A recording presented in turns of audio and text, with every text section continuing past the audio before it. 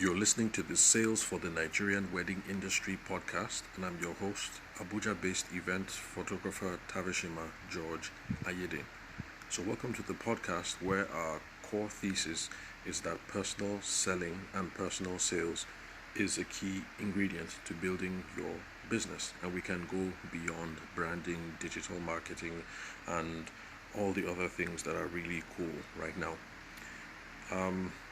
Okay, so it's been a very long time since my last podcast, and I've been a bit busy with trainings on wedding planning with two different outfits here in Abuja, and that's some stuff that I'm going to talk about some more in the future.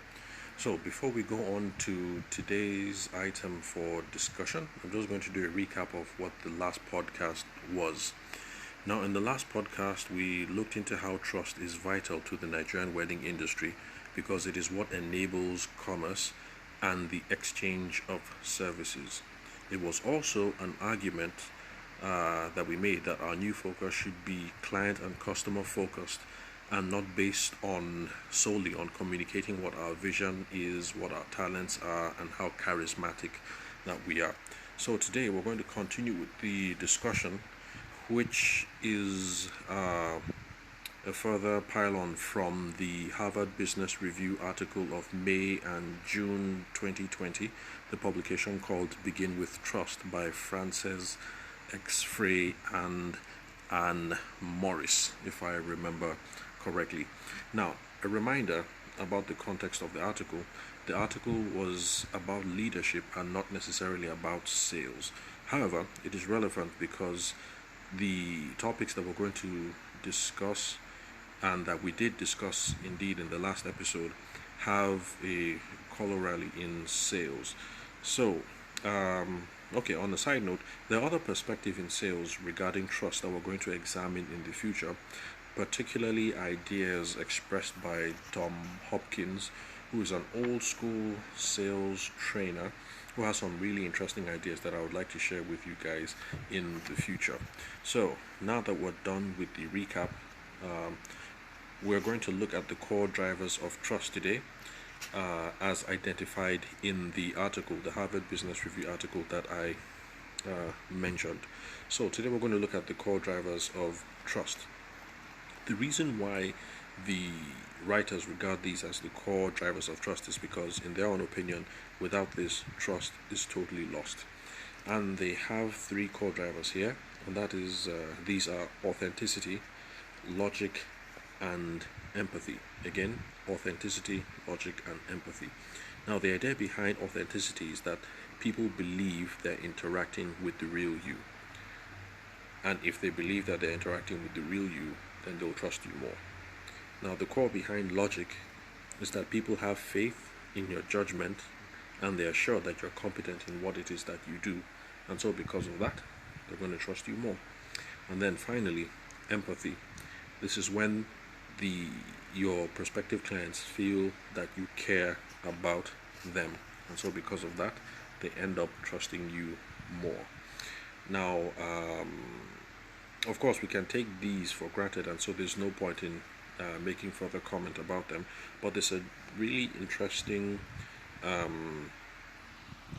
There's some other interesting ideas that are explored in the article, and one is the idea that stress also amplifies the breakdown of trust. So in other words, if you have stress, the ability for you to build trust with your prospective customers is low. So we should do whatever we can to make stress not a part of the equation, and that is also one of the principles that is employed in personal selling, because no matter the material or the research that you do or the sales personality that you follow, you'll find that there's this idea about making stress a fluid process and focusing on the needs of your customer, focusing on the buyer process, all those sorts of ideas. So basically, one of the core components of them is keeping stress out of the equation. And then another interesting concept that they explored here in the article is the idea of the trust wobble. Now, so imagine a three-legged stool. We have a stool, trust we have a stool that supports trust, and it has three legs: authenticity, logic, and empathy. Now, the idea of the trust wobble is that if one of these drivers is shaky, then you don't have a solid basis on which you can build trust. So you have to make sure that you're authentic, so that people believe that they're interacting with the real you. You have to pursue logic so that people have faith in your judgment and your competence. And then you also have to show empathy so that people feel that you care about them, all the while making sure that you eliminate stress from the equation. So I would say this was the main thrust of the article by Frances and Morris. Let's see. Okay, just to be sure that there are no ideas that I've left out that they expressed. Okay, so in situations where you don't have empathy, you have to work to make sure that everyone gets what they need instead of focusing on what you need. And then in situations where logic is lacking, that's where your prospective customers don't quite have faith in your judgment or in your competence. Then you have to root your case in making sound evidence, and also you have to learn to communicate effectively. So I think the ideas that the professor and Morris expressed in this article are relatively straightforward enough, so there's no point in making more comment about them. So that's the main part of the article, and I think there's just one more idea that they expressed in it that I would like us to go over, but that will be in the next episode. So once again, thank you very much for your time. Remember that some of the ideas that we have riffed on here will be explored in future detail in other episodes, especially when it comes to the idea of the core drivers of trust. I would like us to look at this from the perspective of another sales trainer. That's Tom Hopkins, who has this really interesting idea about reducing sales resistance and then building sales acceptance. And trust is a key part of that process in making sure that when you first meet people and they're highly resistant to you selling you on your product or service, trust is one of the key things that you can use to bring the resistance down, and also help build value in your case to get them to buy from you in the future. So thank you very much for the time.